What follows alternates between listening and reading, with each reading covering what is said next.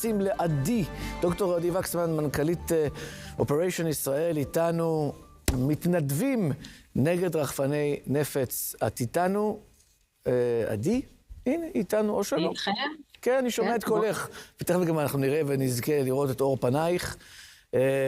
תשמעי, יש פה איזו יוזמה אזרחית עם אנשי צבא, שאולי מספקת מענה ללוחמים בשטח. בואי ספרי לי עליה. בוקר טוב, עודד. שבוע טוב, ישראל. שבוע טוב. בימים האחרונים יצאו בתקשורת פרסומים על פרויקט הרשתות שלנו נגד רחפני נפץ בלבנון. הפרסומים יצאו מאוד לא מדויקים, ורציתי קצת לדייק את התמונה. אנחנו ארגון שהוקם ב7 באוקטובר, ארגון אמריקאי, כולו מתנדבים, אף אחד לא מקבל משכורת. רוב המתנדבים שלנו הם ישראלים שחיים פה בארצות הברית, אבל לא רק, יש לנו גם כמה וכמה בישראל שעושים את ההפצות של הציוד. הארגון שלנו מטפל בחיילי צה"ל, ופשוטו כמשמעו פשוט מציל חיים של חיילים. כל המטרה שלנו בחיים זה להציל חיים של חיילים. הפרויקט הזה זה פרויקט אחד מכמה פרויקטים רבים שהארגון שלנו עשה ועושה.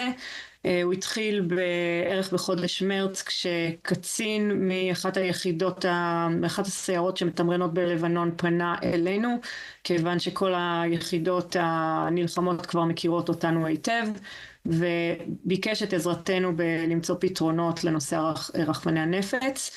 ובעצם אז הוקם צוות, כמו שקורה בהרבה מהמקרים, בהרבה מהפתרונות שאנחנו נותנים לשטח, צוות שיוצא מתוך השטח, מתוך צורך בשטח, והצוות הזה כולל אנשי מקצוע, אנשי הנדסה, אנשים טכניים, אנשי צבא, שיושבים וחושבים ביחד ומנהלים כל מיני סוגים של ניסויים ותכנונים ותוכניות לגבי מה הפתרון הכי נכון בשטח. הפתרון הזה של הרשתות עלה, כן. ואז הוחלט על רשתות מסוג מאוד מסוים. הרשתות, הנושא הזה עבר בדיקה מדוקדקת על ידי גורמי צבא בתוך ומחוץ למוצבים, ונכון להיום יש אלפי מטר רבועים של רשתות כאלה שכבר הותקנו בתוך לבנון. אותה סיירת שהתחלנו איתה את הפרויקט הזה, יש לציין, גם עסוקה בעצם לחתוך את הרשתות עבור היחידות השונות שמתמרנות, וגם מעבירה הדרכות מדוקדקות לכל מי שמשתמש ברשתות האלה על איך נכון ולא נכון לטפל בהן. התמונה שהייתה בעיתונות של אותו המר עם רשתות, אני רוצה לציין, לא מדובר באלתור של חיילים, לא מדובר במשהו רנדומלי, מדובר בחשיבה מעמיקה ורצינית של אנשי מקצוע בתחומי הצבא, בתחומי ההנדסה, בתחומי הטכנולוגיה, שביחד עם ארגון כמו שלנו, במקרה הזה זה הארגון שלנו, שמאפשר את המימון של הדבר הזה, וגם עוסק בחשיבה ובהתאמת הפתרונות הנכונים. זה פתרונות שנזקקים בהם בצבא, וצריך אדפטציה מאוד מהירה לכל מה שקורה בשטח. אז הרשתות זה הפתרון? זה הפתרון, הרשתות האלו? זה הפתרון לנושא הרחפנים? אני לא יכולה להגיד לך שזה הפתרון. זה כרגע פתרון שנכון להיום, נכון להשבוע, כבר הציל חיים של 3 חיילים שאנחנו יודעים עליהם. לצערי הרב מאוד, למרבה הכאב, כבר 2 חיילים נהרגו בשבוע 10 ימים האחרונים מרחפני נפץ, ואחרים נפצעו, ואנחנו מנסים למנוע את זה. אז האם הרשתות האלה הן הפתרון? אני לא יכולה להגיד לך כזה דבר. אני בטוחה שיכולים לקום ולבוא פתרונות טכנולוגיים יותר מתקדמים מזה, אבל כרגע זה פתרון. ונכון לעכשיו בודקים את הפתרון הזה גם ברקמים, גם ברכבים. התמונה של האמר שיצאה לעיתונות זה אחד הניסויים האלה שאנחנו עושים. הוא תוכנן והוצב על ידי הצוות שלנו שבעצם בנו עימי אנשי מילואים, אנשי צבא, אנשים סדירים, קצינים ואנשי הנדסה, וכרגע זה בניסוי. אז אני לא רוצה יותר מדי לספר על הפתרונות, אבל זה פתרון אחד מרבים. היו לנו הרבה פרויקטים דומים בשנתיים וחצי האחרונות, כולל פרויקט שנקרא אורבני בשריון, שאפשר להרחיב עליו, שזה פרויקט מאוד חשוב שמציל המון חיים, כולל פרויקט של הדרכת חיילים על זיהוי מטענים בשטח, שלאט לאט עכשיו ככה נבלה לתוך הצבא, כולל פרויקט שמימנו בתי ספר לרחפנים בתחילת המלחמה, אבל לפחות שנה וחצי ראשונות, שבסופו של דבר גם כן נבלה לתוך הצבא.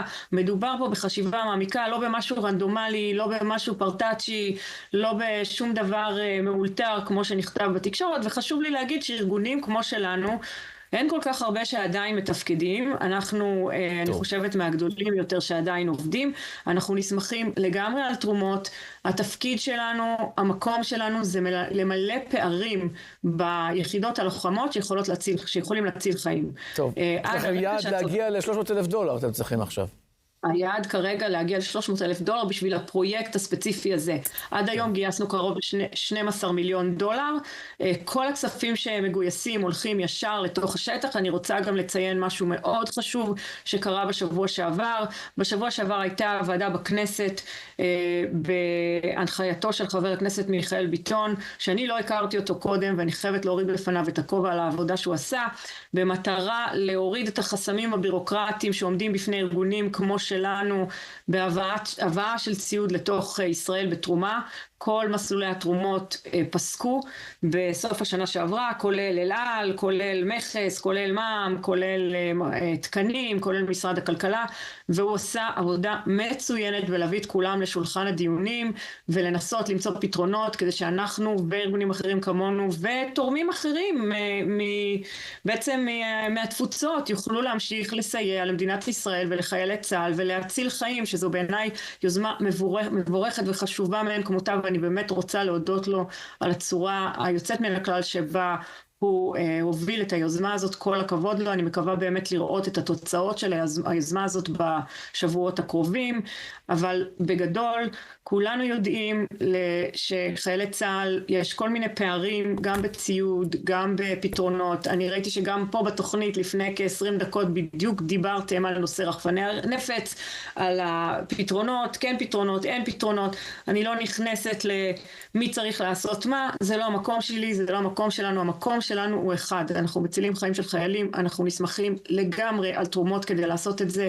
יש לנו תורמים נדיבים ומהממים, רובם מארצות הברית, חלקם גם מאירופה, שמממנים את כל הפעילות הזאת. כאמור, כמעט $12 מיליון שגייסנו עד היום, זה לא סכום מבוטל, והכסף הזה הולך מאוד מאוד רחוק. נגענו ביותר מ100,000 חיילים עד היום, זה גם כן מספר לא קטן, וממשיכים לעשות את העבודה החשובה הזאת שמתקרב חיים. טוב, יפה מאוד. דוקטור עדי, תודה רבה שהיית איתנו, קיבלנו, רשמנו, והתרשמנו. תודה רבה. תודה רבה. תודה רבה. זה יוזמה מבורכת. יוזמה מבורכת, צריך כמובן לעודד את זה, אבל זה פתרון חלקי. הרשתות זה רק פתרון חלקי. מדוע? כי כוח חי"ר רגלי שנע בדרום לבנון, הוא לא יכול ללכת עם רשתות עליו, כן? אז זה מה שרמזתי, שזה לא הפתרון. אז זה לכלי רכב, זה מסייע לכלי רכב, למתקנים נייחים, כלי רכב, מתקנים נייחים, אפשר לפרוס רשתות. הבעיה היא שצריך מערכת התראה שתתריע על הרחפנים שמתקרבים, רחפני נפץ שמתקרבים, ומערכת יירוט. זה מה שחסר. זה יותר חשוב מהרשת. הרשת זה חשוב מאוד. זה חשוב, וזה חשוב משהו. אני חייב רגע לדבר על זה שנייה, אני חייב לבוא ולומר. אם אתה חייב, אז תגיד. באמת שאני חייב, כי אני קדימה, רשמתי את זה עוד לפני שעה את הסיפור הזה. תראו, קודם כל חייב לומר מילה טובה לארגון הזה ולארגונים כאלה, הם באמת פרייסלס, מה שהם עושים בשבילנו, ובוודאי שעוד הם בחול, זה באמת צריך לנשק להם את הרגליים והידיים. זה אחד, ואני אומר את זה גם כחייל, כמילואימניק, כי הם באמת מצילים נפשות. שתיים, האירוע הזה של הרחפנים, לואו-טק, נלחמים בלואו-טק. אז כרגע, אין לנו את ההייטק להילחם בזה עדיין, וזה מחדל, וחייב לומר שזה מחדל צבאי, ביטחוני, מערכות הביטחון, שלא סיפקו לזה, כי ידעו, זה קיים מאוד משנים עברו, מאוקראינה הסיב האופטי לא, הסיב האופטי. גם הסיב האופטי קיים כבר מ-2021 תיעודים באוקראינה, רוסיה, אנחנו ידענו שזה מגיע, דרך אגב, מ-2024 יש תיעודים כבר בסוריה, אחרי בתחילת הזה, 2025, צבא אל-ג'ולני עם גדוד שלם של רחפנים FPV, חברים. זה לא משהו שהוא מהחודש האחרון, חודשיים האחרונים, היה לנו לפחות שנה להתכונן לאירוע הזה, וזה בגזרה השנייה שקרובה אלינו, ואנחנו גם נמצאים בה. אז יש פה איזה סוג של מחדל קטן באירוע הזה. כמו שיוני אמר, אי אפשר להתקדם ככה עם רשתות מעל, וזה חשוב הרשתות האלה, לפחות למצב הסטטי הנוכחי, שלא יהיו סוג של ברווזים במטווח, אבל צה"ל צריך לשנות את התפיסה, גם באירוע של התקיפה, איך תוקפים ואיך מתקדמים. כמו בחומת מגן, שניסו למצוא משהו מחדש, וזה יאמר לזכותו של אביב כוכבי, שאני לא אומר הרבה דברים לזכותו, אבל לזכותו פה שהוא המציא שיטה חדשה כמח"ט בחומת מגן. איך עוברים מבית לבית, כי זרקו עליהם דברים מלמעלה בין הבתים בתוך הקסבאות. אז הוא המציא את השיטה של מקיר לקיר, איך פותחים קיר לקיר. גם פה צה"ל יצטרך למצוא את השיטה, איך להתקדם בלחימה, על מנת להימנע מאותם רחפנים שלא ניתן לזהות אותם בגלל סיב אופטי. הבושה הגדולה שצה"ל לא מוצא פתרון, ארגונים אזרחיים צריכים לדאוג לזה. תעשיות הביטחוניות, אני מסכים איתך, ולכן זה המחדל, זה המחדל שדיברתי עליו, זה המחדל שתעשיות ביטחוניות וצה"ל לא הצליחו למצוא איזה פתרון. דרך אגב, ורק שיבוש של זה אותם רחפנים, יש עוד משהו, אם אתה משבש את קו הראייה שלו, הוא גם יכול להשתבש ולא לפגוע. אני רוצה רגע שנייה לעלות קומה בדיון, ומה שאנחנו רואים כאן מהסרטונים, תוך כדי הדיבור של עדי, דוקטור עדי, זה באמת ההבנה שאנחנו במלחמה. כל הדיבורים האלה, הפסקת אש, הפוגות, משא ומתן, אנחנו נמצאים במלחמה. ואני חושבת, הכותרת של המאמר האחרון שלי, שעכשיו התפרסם בבשבע, כשהזכות קיימת והתודעה חסרה. אנחנו עדיין, אני שומעת פה כל מיני טקטיקות של איך לוחמים, אני שומעת גם הילדים שלי שיהיו בריאים, כל החיילים שלנו. העניין הוא, האסטרטגיה שלנו היא לא ברורה לנו. ברגע שנורה טיל לאזור שמה של לימה שם, בצפון, שבוע שעבר, ואנחנו עדיין באיזשהו סיכול ממוקד ומנסים למצוא בפינצטה ומוצאים כל מיני פתרונות כאלה כדי להיות הכי בסדר בעולם, זאת הבעיה שלנו. הבעיה שלנו היא תודעתית. אנחנו לא מספיק מבינים שזה לא אחריות של צה"ל. צה"ל... זה לא אחריות של צה"ל, זה התודעה שלנו. צה"ל הוא מגיב, זה הדלגה. אני חייב לתקן, 2022 באוקראינה, לא 2021, 2022 באוקראינה כבר התחילו להשתמש בזה במלחמה שפרצה במרץ 22. אני מסכימה מאוד עם חברתי לפאנל. איפה המחיר שאנחנו גובים מלבנון? אנחנו צריכים לנקות את כל השטח מדרום לליטני. זה לא קורה. עם כל הכבוד להפסקת האש, חיי חיילינו קודמים להכל. אנחנו לא עושים את זה. לא עושים. שוב פעם, בהיבט של הלחפנים ולבנון. לא כל איום זה איום שאנחנו יודעים להתמודד איתו ישר. יש פיתוחים שכבר בסוף שבוע הנוכחי נבחנו בשטח, בהיבט המבצעי, כדי לאתר אותם עם כל מיני מקמים משולבי AI מיוחדים, פלוס מערכת יעילות שיוצאת ישר ליעלט אותם. אבל זה הסיטואציה שאתה בלחימה מתמשכת, כי האויב לומד אותך, מבין איפה הפער, מבין איפה נקודות התורפה שלך, ומביא את המענה מכל מיני מקומות כאלה ואחרים בעולם. אז צריך גם לתת לצה"ל את הכבוד המתאים, זה נכון, אבל זה לא... אנחנו נכנסנו למלחמה הזאת לא מוכנים מבחינת רחפני הנפץ, לא צריך לטייח את זה. לא, אין בסדר גמור, נכון. אנחנו זה מחדל ולא הגענו מוכנים למערכה הזאת. ועוד אמרו לנו בתחילת המערכה בלבנון, אני מזכיר לך, והשופרות שפררו את זה, שאנחנו עשינו מערב אסטרטגי לחיזבאללה. נו, ואני שואל אותך, אנחנו עשינו מערב אסטרטגי לחיזבאללה, או שזה בדיוק ההפך? זה מה שמצייר פה, שצה"ל לא הגיע מוכן לאתגר הזה של רחפני.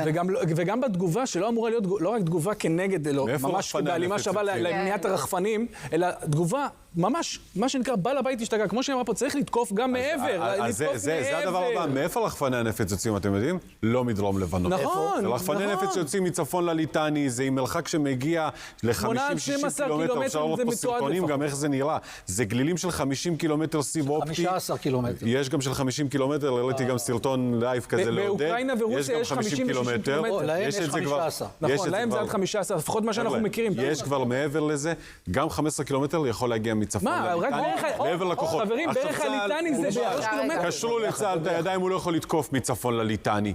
זה הפתרון. אז אם אין לך פתרון טכנולוגי, תתקוף. איפה תתקוף? מהאזורים שיוצאים השיקולים האלה. ואתה לא יכול לתקוף. זה פתרון ולא הכינו. לא בטוח. יכול להיות שזה פתרון טכנולוגי. אבל זה מחדל אחד, המחדל השני שאנחנו לא תוקפים. שזה לא בטוח שהיה את הזמן. זה שני מחדלים. אתה לא יכול לתקוף, כי יש לך הגבלה אמריקאית, כמו שהוא אומר, זה כבר לא קשור.